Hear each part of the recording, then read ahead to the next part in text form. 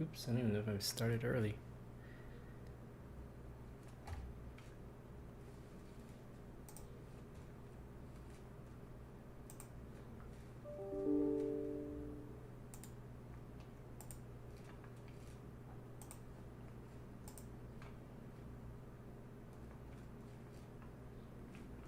Whoops. I forgot to turn on my Zoom meeting. Let's make sure all things are set. Launched a little prematurely here. For those who are on, just bear with me for a second. Completely forgot what I was doing here. Let's see. Let me change one more thing, and I think we should be ready to go.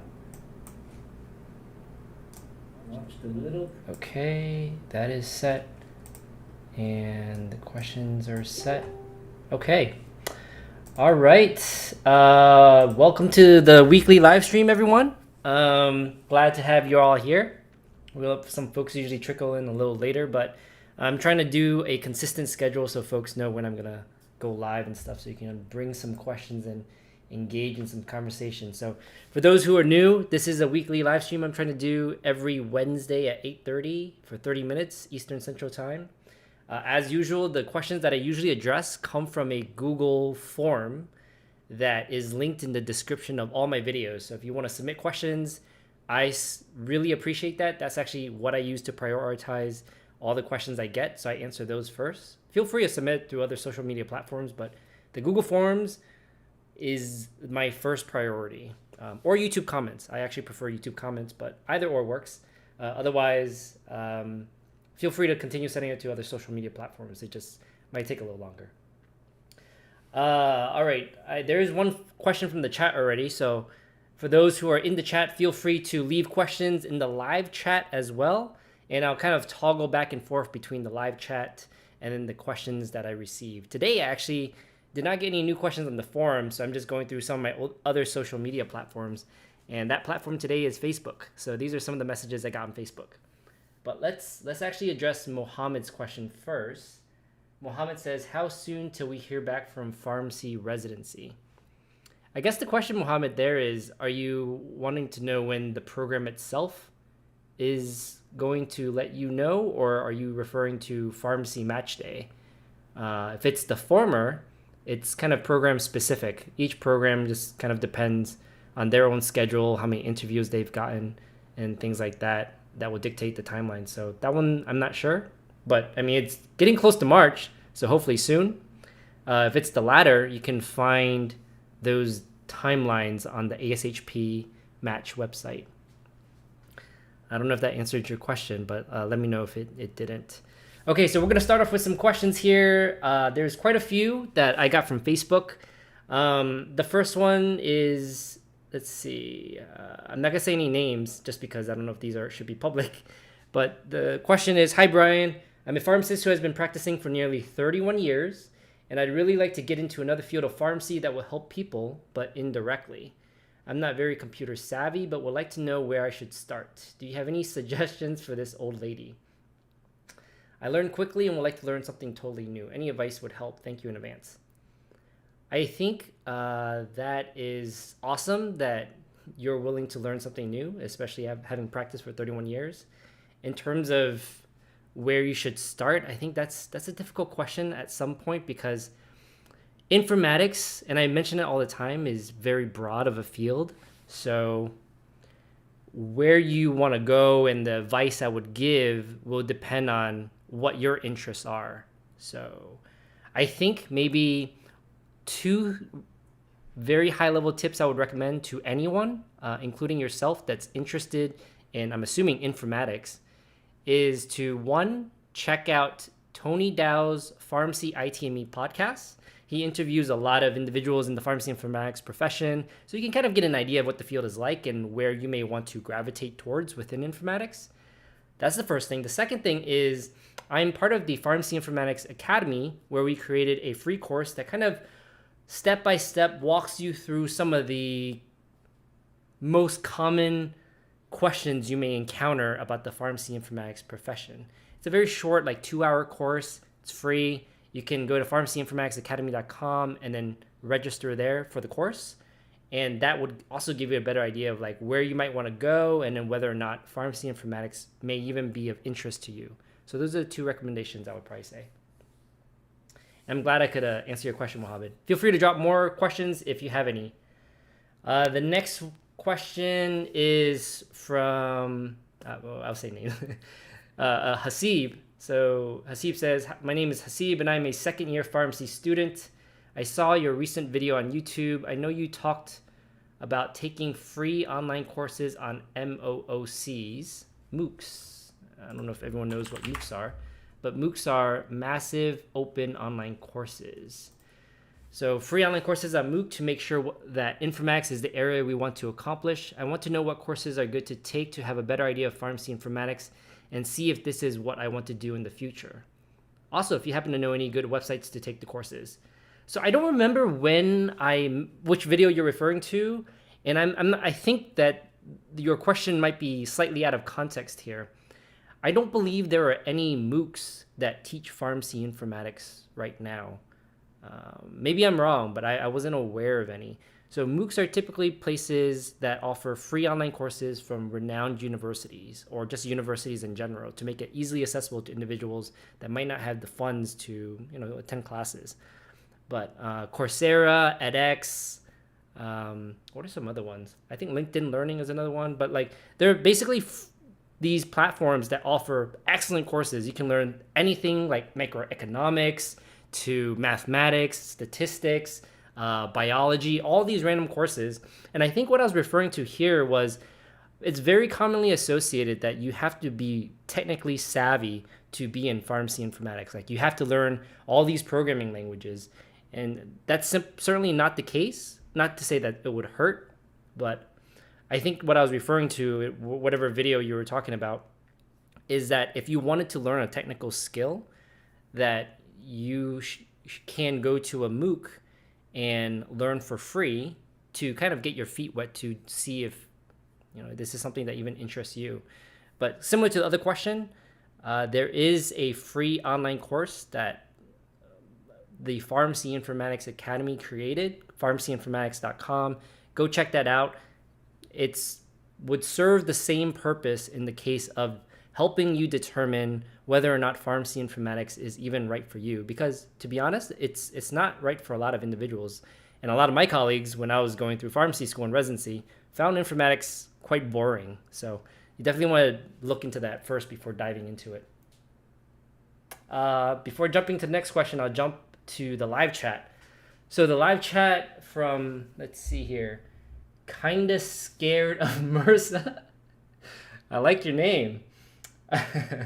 Do you think MPH from JHU was worth the investment? How does it influence you?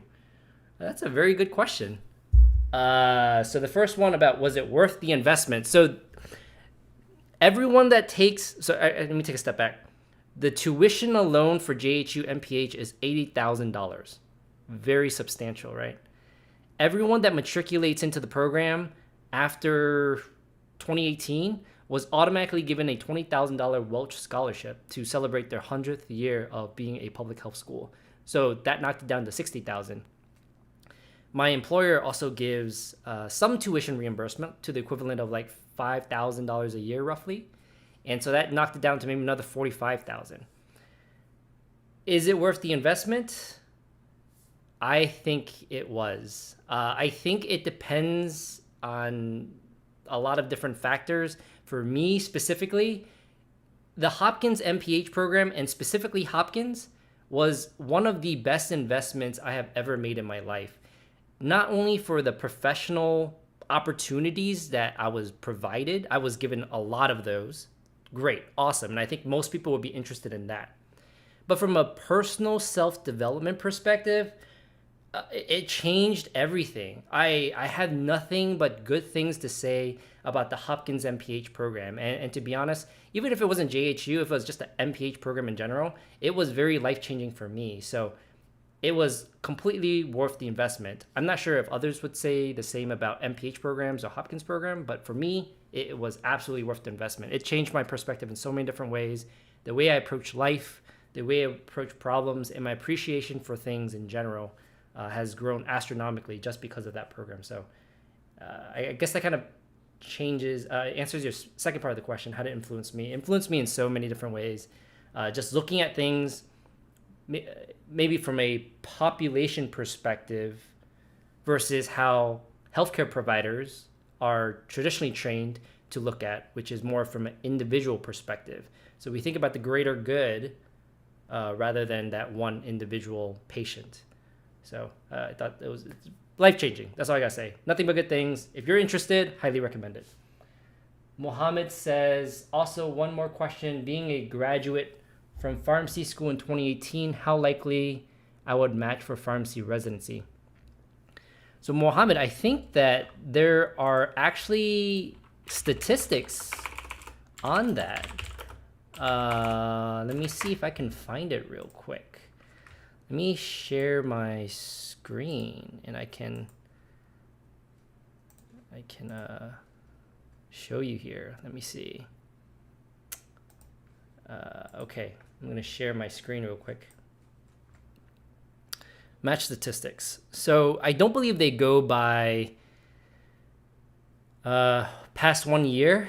They kind of lump everyone together, like if it's not the immediate graduation year. So for this year is graduates of 2021. It just does everyone that's 2020 graduates and earlier. So let me see applicants. I never remember like which one it is. Applicants matched. Yeah. So you can see, you can go dive into these statistics on your own, but you can see it does in this year. This is last year's, but it does 2020 graduates and then it does pre-2020 graduates. So you can kind of see here the match statistics. It's not great. 167 out of 447. Again, this lumps everyone together, whether you are 1, 2, 3, 5, 10 years post-graduation. It's typically just a lot lower. So it's not the best. But I think what I would extrapolate from those statistics is that the further you are out from graduation, the lower your chances of matching. But it's not impossible. I have many friends that went back to residency like years later and still match. So it's not impossible. It's just lower chance of success. I'll post the link to that in the description if you're interested. That's the comments if you're interested. Okay. Also, what do you think of Pokemon hype? These are interesting questions. I don't know if I'm a expert or even novice on Pokemon cards or Pokemon. I used to collect Pokemon cards, and I have a couple of friends that are also collecting Pokemon cards right now as a way of investment, because I don't remember, there was like some YouTuber that blew up Pokemon cards a couple months ago, maybe even a year ago, and people have just been buying it and selling it for tons of money. I think beyond that, I don't really know much about it. I know for sure that I'm probably going to get a couple of Happy Meals to see if I can score a couple Pokemon cards, but other than that, I'm not really sure. I think it's cool. I think if it's something you're into, go for it. I wouldn't try and invest a lot of money in it, though, otherwise. Thanks for that question. It was unexpected. All right, let's jump back into some of these other questions that we have here. This next one is from Mika. Let's see.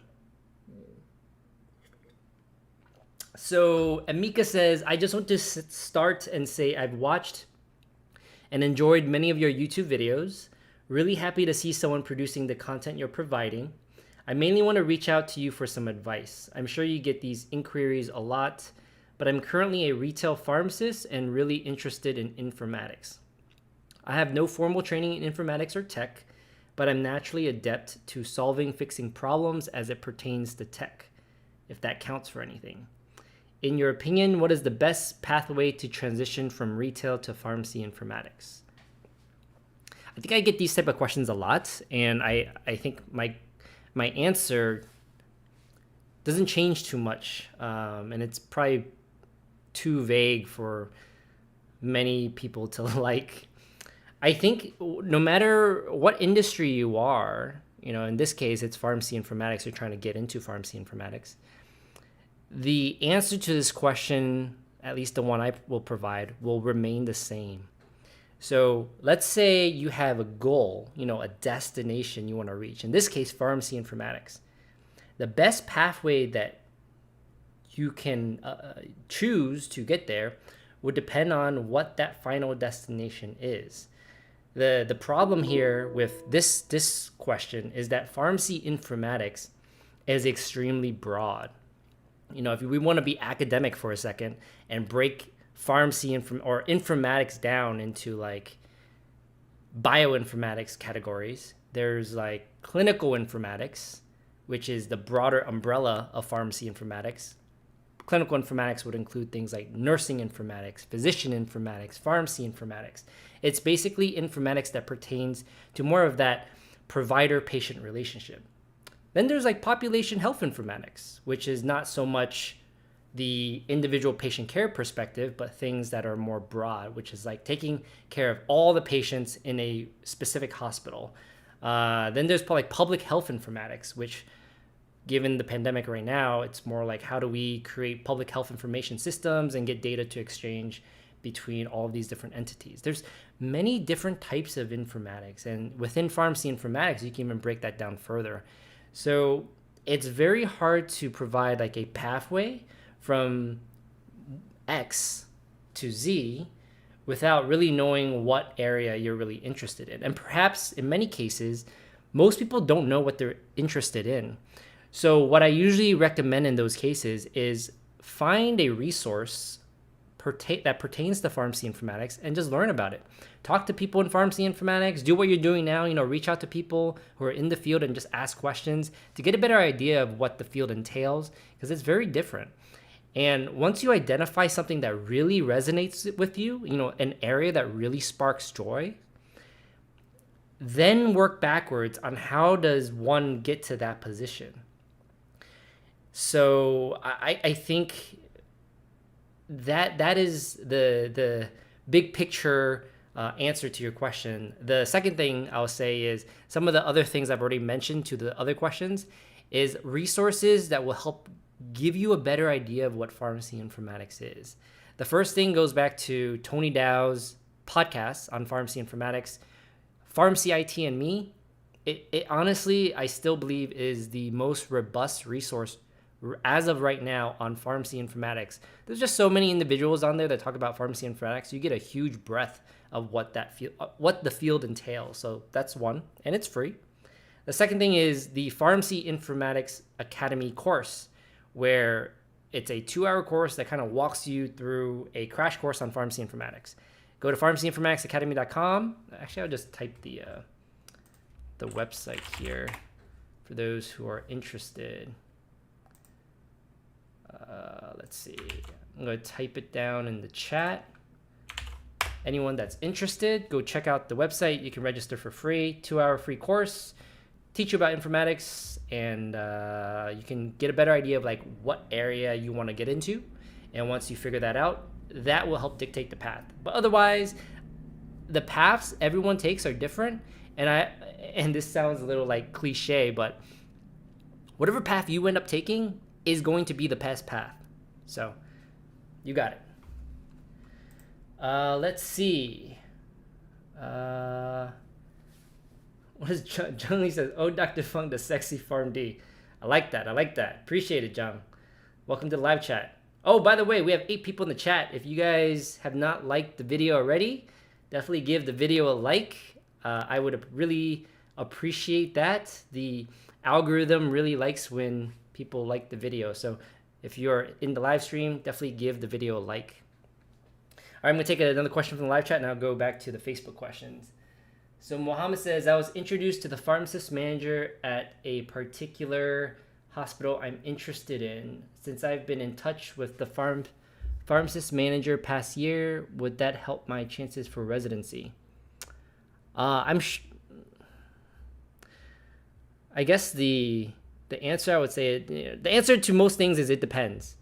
Just because you know someone maybe on a personal level or have known someone for a long time doesn't necessarily mean that will increase or decrease your chances of getting a residency. Actually, it could go either way. If your connection with that person was great, that can increase it. If your connection with someone was terrible, that could decrease it. If the candidate pool was excellent that year, that could also decrease your chances. And I'll actually give you a personal example, which I don't even think I've ever shared in public. There are many programs that I was very close with when I was applying for PGY1. I was very close with many of the program directors, and I didn't match my PGY1 year. So just because you're close with someone and you may think you're close doesn't necessarily mean that you'll get a position. There are many other factors that determine that, as it should be. Choosing the ideal resident candidate shouldn't be based on anything like nepotism and just personal relationships with people. It should be based on the most qualified individual. So I don't know, that's like a mini rant or something, but it just kind of depends. But hopefully you get that residency spot, Mohammed. Let's see. Let's take one more question from the live chat here. Brandon says, "Hey Brian, I am a current P4 from San Antonio. One of the PGY1s I am with on rotation recently told me that CA HIMSS cert recently put on hold the experience requirement. Could you speak on this cert?" That's interesting. Experience requirements. So I didn't even believe that there was an experience requirement, but why don't we go ahead and let me see if I can share like a portion of my screen here. So actually, no, I gotta share the whole screen. Let's take a look. Here's the HIMSS website, CA HIMSS. So CA HIMSS, let's see what CA HIMSS is. Eligibility requirements: high school diploma, 45 hours of continuing education, asked to submit a listing of courses. Oh, look at this. Wow. This requirement for the CA HIMSS is currently under review and suspended. That is very interesting. I'm assuming that's what your preceptor was referring to. I don't know what that means. Yeah, I didn't know that. That must be something that's new.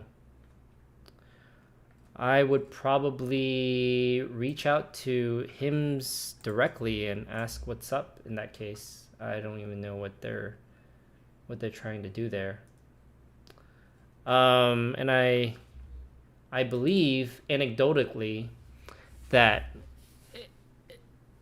they didn't really do a good job of checking in general your credentials. I think it was like a integrity thing where you say if you've completed stuff, or I guess in that case it wasn't, because they have to submit a list of courses.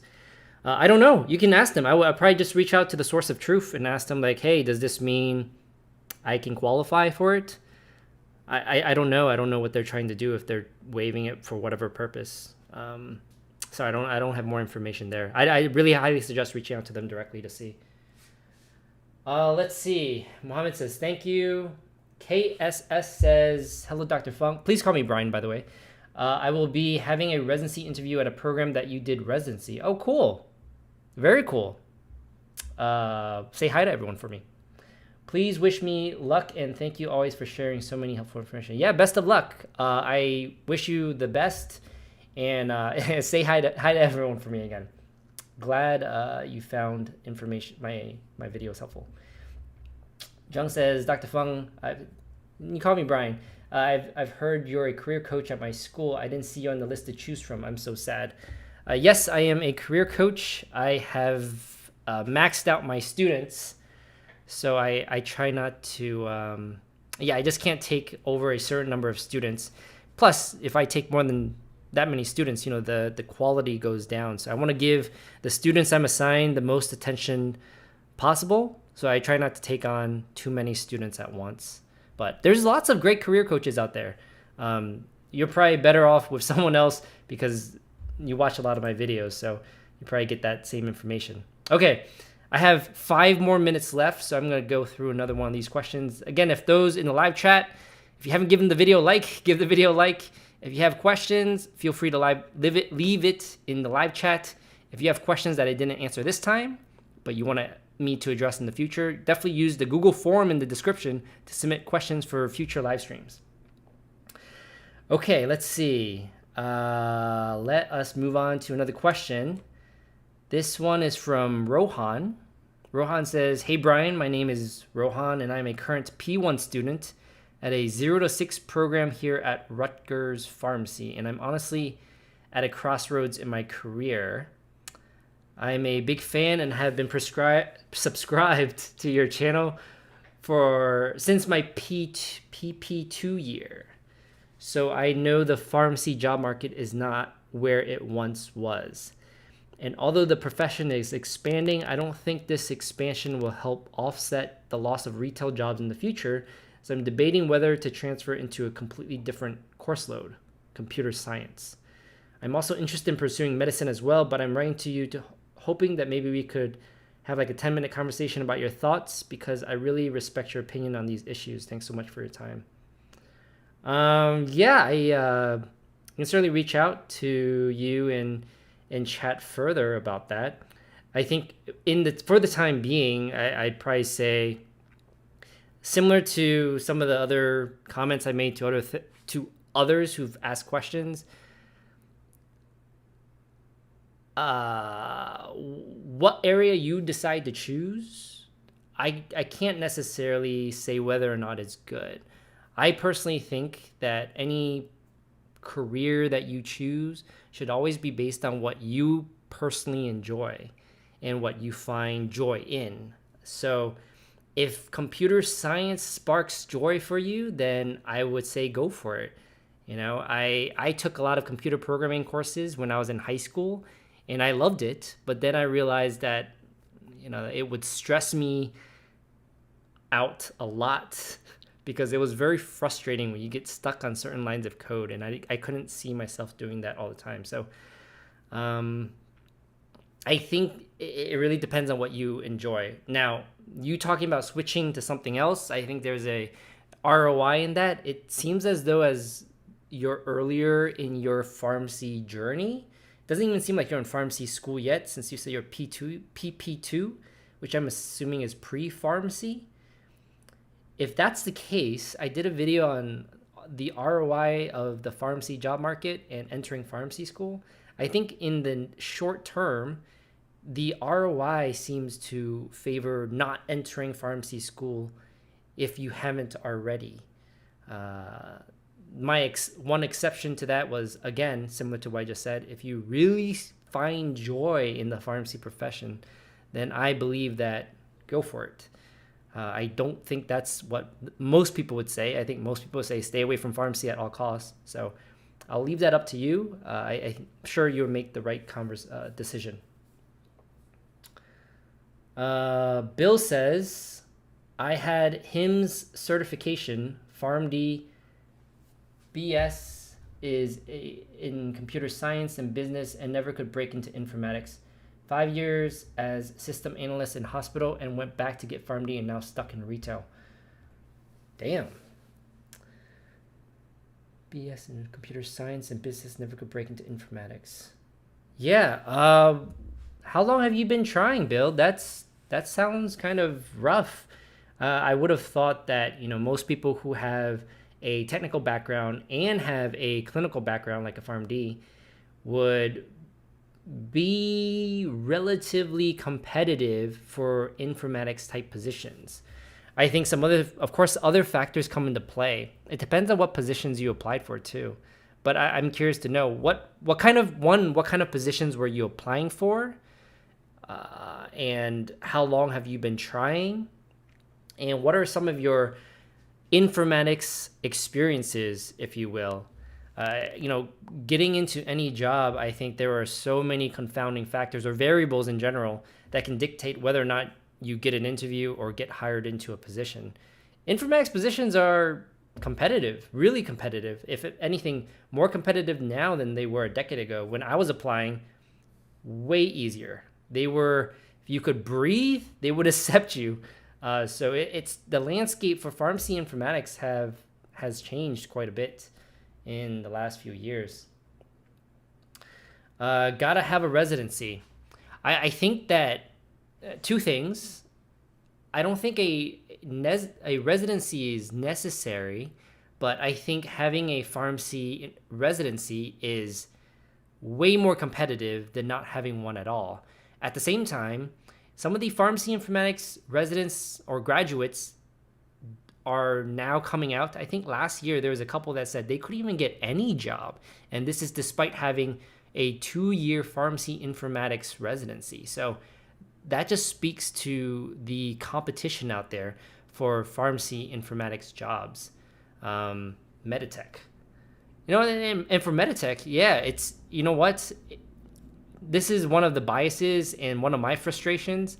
I personally think that the informatics job market right now is very catered to your EHR vendor experience. They could care less if you have pharmacy informatics fundamentals, you have a master's in informatics, if you have a technical background or whatever. I really think that it comes down to whether or not you've worked on that EHR. So if you look at the majority of academic medical centers, the dominant EHR is Epic. So if you have Meditech experience, the likelihood of them choosing you over someone who has Epic certifications is very low. Same with Cerner, which is the other dominant EHR for all the other hospitals essentially. So that's very difficult as well. I think Meditech is primarily based in the Northeast. So if anything, most of the hospitals that you may be most competitive with is in the Northeast section. But yeah, it's tough. I don't know really what to say in that case. It's just getting more experience. If anything, breaking into either getting Epic experience or Cerner experience, which again is one of my frustrations because I'm sure you know a lot. Given your background, you have both core training in computer science, you have HIMSS, you have Meditech experience. It's very difficult is all I gotta say. But I would suggest trying to get experience in Epic or get experience in Cerner to increase your chances of getting an informatics position. And then, of course, there's always the common thing of more networking is always good too, because you just never know sometimes. But I wish you luck, man. It's a rough market out there. I don't even know how competitive I would be if I was trying to look for an informatics job. So let's see. Okay, it is time, and I am trying to keep it at 30 minutes if possible. So I'm going to end the live stream here. I didn't end up going through all the questions. I'll save that for next time. I want to thank you guys for tuning in every week to join these live streams. I enjoy trying to interact with you guys more. I'm trying to do a better job of getting to these questions, and this is my way of trying to get to your questions in a more timely fashion. So again, if you have questions that you want to leave me in the future, use the Google form in the video description below, and I'll always address those first. Otherwise, thank you guys for tuning in, and I will see you guys in the next week's live stream. Bye, guys.